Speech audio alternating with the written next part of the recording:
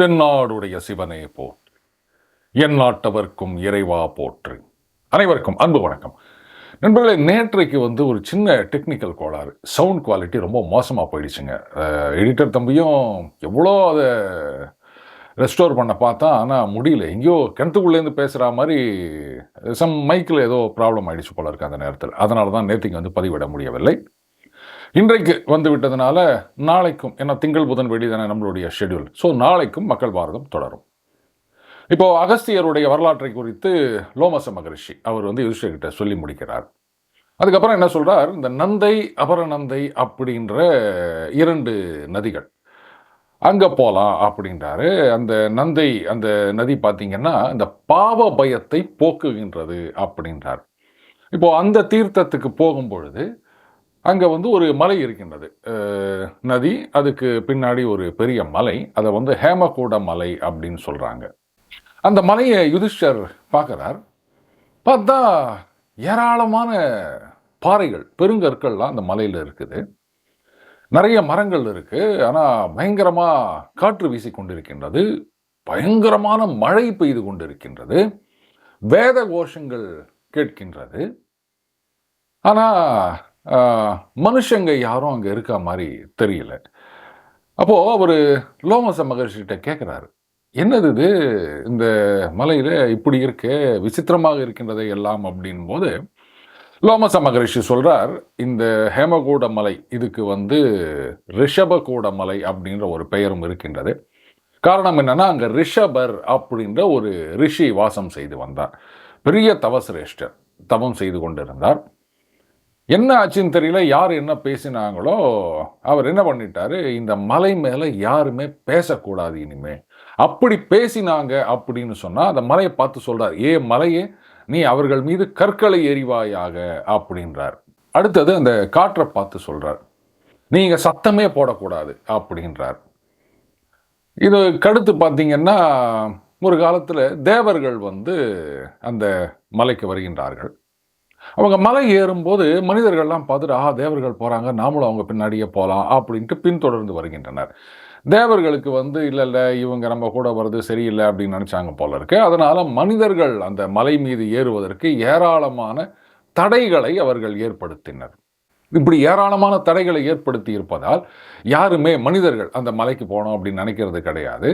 அந்த மகரிஷி சொல்கிறார், அந்த மலையில் ஏறுவதை விடுங்க, மலையை அண்ணாந்து பார்க்கறதுக்கு கூட இங்கே யாரும் இல்லை. தவம் இல்லாதவன் இந்த மலையில் ஏறுவதை நினைத்து கூட பார்க்க முடியாது அப்படின்றார். கூடவே சொல்றார், இன்றைக்கும் தேவர்களும் ரிஷிகளும் இங்கு வருகின்றனர். தேவர்கள்லாம் ஏராளமான யாகங்களை செய்கின்றனர், ரிஷிகள் அங்கே தவம் செய்கின்றனர் அப்படின்றார்.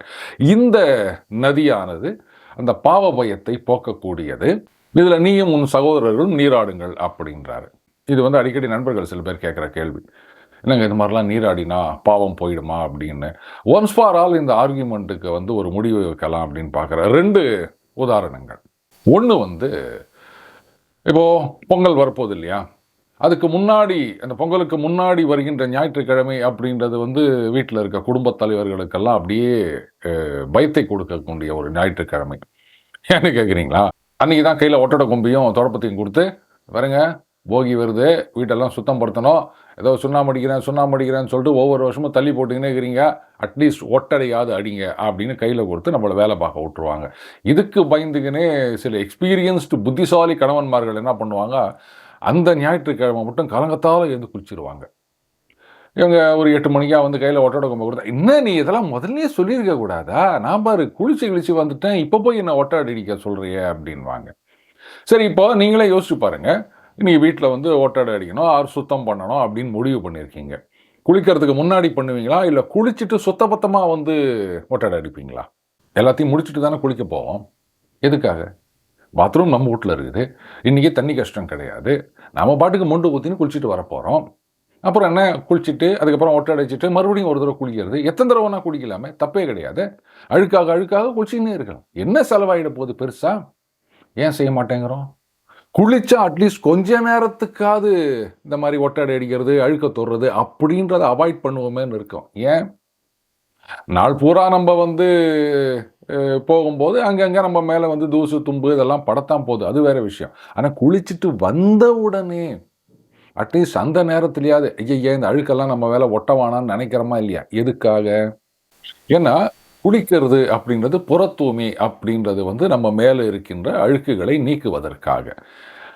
அந்த மாதிரி இந்த தீர்த்தங்களில் நீராடுவது அப்படின்றது நமது மனதில் உள்ள அழுக்குகளை நீக்குவதற்காக. இந்த கங்கையில குளிச்சா மேல இருக்க அழுக்கு போகுதுன்னு நினைக்காதீங்க. உள்ளுக்குள்ள இருக்க அழுக்கு போகின்றது. போகணும். அதுக்கு தான் குளிக்கணும். யாராவது போயிட்டு தப்பு பண்ணிட்டு, அதனால என்னப்பா நான் போய் கங்கையில குளிச்சுட்டு வந்துடுறேன். இந்த பக்கத்துல தானே இருக்கேன். ரைட்டு போய் இன்னொரு தப்பு பண்றேன். மறுபடியும் வந்து குளிக்கிறேன். இன்னொரு தப்பு பண்றேன். மறுபடியும் வந்து குளிக்கிறேன். இப்படி திருப்பி திருப்பி தப்பு பண்ணிட்டு நான் என்ன தப்பு பண்ணாலும் கங்கையில குளிச்சா போயிரும் அப்படின்னு நினைச்சா அது சரி வருமா? முதல்ல கங்கையில குளிச்சால் பாவம் போகும் அப்படின்னு நினைக்கிறவங்க, அதை நம்புகிறவர்கள் அதுக்கப்புறமா தப்பு பண்ணணும்னா தயங்குவார்கள். ஏன்னா நாம பண்ணது பாவம்னு தெரிஞ்சுதானே அந்த பாவத்தை போக்குவதற்காக நம்ம கங்கைக்கு போறோம், இல்ல மற்ற தீர்த்தங்களுக்கு போறோம். அப்போ இது தப்பு, இது அதர்மம் அப்படின்னு தெரிஞ்சவன் தெரிஞ்சே மறுபடியும் அதர்மத்தை செய்வானா? இது வந்து இந்த ஒரு கர்ண பரம்பரை கதை, இல்ல நாட்டுப்புற கதைகள் அப்படின்னு சொல்லுவாங்க. அதாவது சிவன் பார்வதி ஒரு தடவை பார்வதி கேட்டாங்களாம், என்னங்க ஜனங்கள்லாம் கங்கையில குளிச்சா பாவம் போகும் அப்படின்னு சொல்றாங்க, ஆனா எல்லாருடைய பாவமும் தீர்ந்து விடுகின்றதா? அப்படி ஒன்றும் தெரியலையே அப்படின்னு பார்வதி சிவனை பார்த்து கேட்குறாங்களாம். அப்போ சிவன் சொன்னாரா, நம்புறவங்களுக்கு நட்ராஜன், நம்பாதவங்களுக்கு யமராஜன் சொல்லுவாங்க இல்லையா? அந்த மாதிரி நம்பிக்கையோட கங்கையில குளிக்கணும். அது எப்படிங்க அவ்வளோ தூரத்துலேருந்துலாம் வந்து கங்கையில ஸ்நானம் பண்ணிட்டு போறாங்க, நம்பிக்கை இல்லாமையா வருவாங்க? அப்போ சிவன் என்ன சொன்னாரா, வா நீயே பார்க்கலாம் நேரில் அப்படின்னு சொல்லிட்டு ஒரு வயதான தம்பதிகள் ரூபத்தில் அங்கே கங்கை கரையோரம் வருகின்றார்கள்.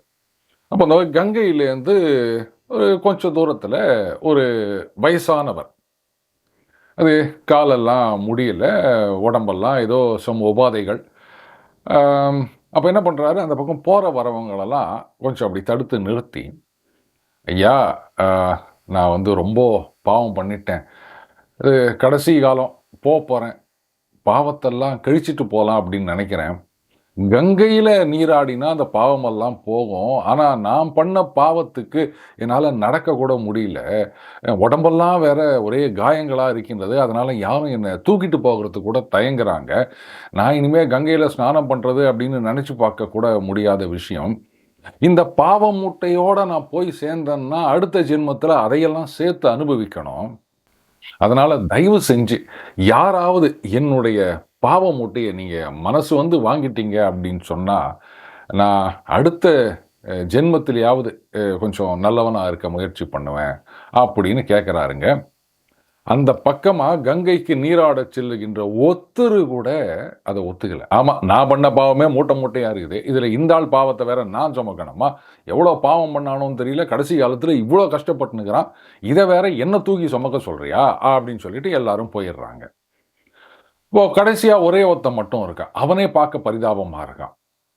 அவனை நிறுத்தி இவர் கேட்குறார், இந்த மாதிரி என்னுடைய பாவ மூட்டையை வாங்கிக்கிறியா அப்படின்னும் போது அவன் சொல்கிறான், என்ன இப்போ பெருசாகிட போகுது, நான் பண்ண பாவமே ஏராளமாக இருக்குது, அதை விடவா நீ பண்ணியிருக்க போகிற? அப்படியே பண்ணியிருந்தாலும் என்ன அப்போ எல்லாத்தையும் சேர்த்து சுமந்துட்டு போகிறேன், கங்கையில் தானே குளிக்க போகிறேன், அப்படியே உன்னோடத்தையும் சேர்த்து நான் வந்து கரைச்சிட்டு போகிறேன், என்ன இப்போ நீ கொண்டா போவோம், பாவத்தெல்லாம் நான் சந்தோஷமாக ஏற்றுக்கிறேன் அப்படின்னா தான்.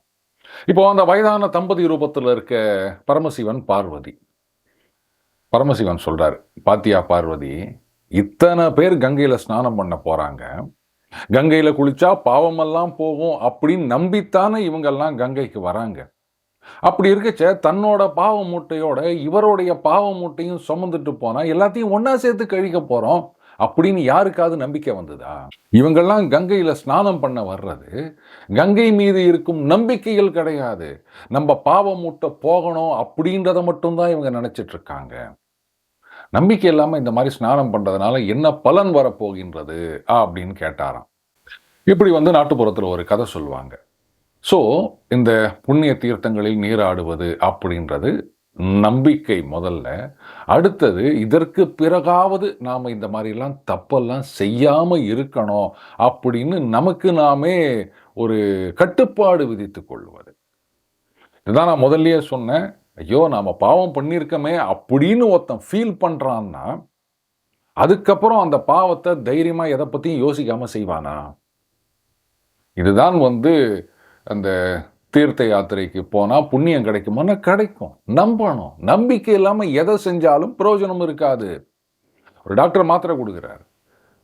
இவனெல்லாம் ஒரு டாக்டரா?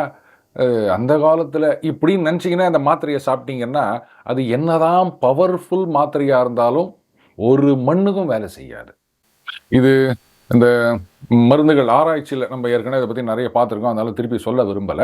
நம்பிக்கை அது முக்கியம். கங்கை பாவங்களை போக்கும் அப்படின்னு காலங்காலமா நம்பிட்டு வரோம். அது நடந்து கொண்டிருக்கின்றது. நம்பினா நடக்கும். நம்பல அப்படின்னா, அதோ எல்லாம் போனாங்கல்ல, "ஏன் பாவத்தோட உன்னையும் சுமக்கணுமா?" அப்படின்னு. அப்படி நீங்கலாம் விதண்டாவாதம் பேசிட்டு போனீங்கன்னா, ஜென்மத்துக்கு உங்க பாவம் தீராது. அதுக்கப்புறம் லோமச மகரிஷி யுதிஷ்டிரர்கிட்ட சொல்றார், இதை அடுத்து விஸ்வாமித்திரருடைய ஆசிரமம் இருக்கும் அந்த கௌசிகி நதியை அடைவோம் அப்படின்றார். அந்த கௌசிகி நதியை பத்தி சொல்லும்போது, இந்த மாதிரி காசியப குலத்துல வந்த விபாண்டகர், அந்த முனிவர், அவருக்கும் ஒரு மானுக்கும் பிறந்த புத்திரன். அந்த சிறுவனுக்கு பயந்து அந்த மழையே பெய்யாமல் இருந்த ராஜ்யத்துல இந்திரனே மழை பெய்வித்தான் அப்படின்றார். அப்போ யுதிஷ்டர் கேட்கிறாரு, என்னங்க ஒரு மனுஷ ஜாதிக்கும் மிருக ஜாதிக்கும் குழந்தையா? இது எப்படி? அதுக்கப்புறம் ஒரு சிறுவனுக்கு பயந்து இந்திரன் மழை பெய்வித்தானா? இத பத்திலாம் எனக்கு விவரமாக சொல்லுங்கள் அப்படின்றார். மீண்டும் அடுத்த பதில் இணைந்திருப்போம். வணக்கம்.